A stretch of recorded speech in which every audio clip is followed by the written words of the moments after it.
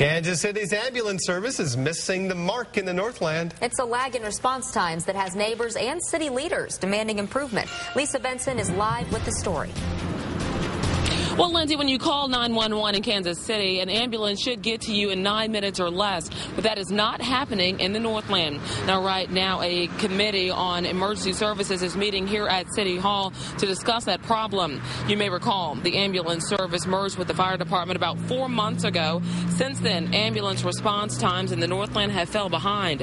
A report released in August showed that ambulance runs in the Northland only met the city standards 70% of the time. According to the city's ordinance, ambulances should get to their destination in 9 minutes or less.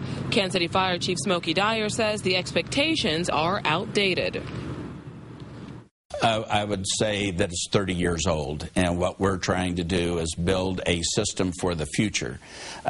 We're trying not to concentrate on the past. We're not trying to discuss or to evaluate why things were done 30 years ago, 10 years ago, or 5 years ago.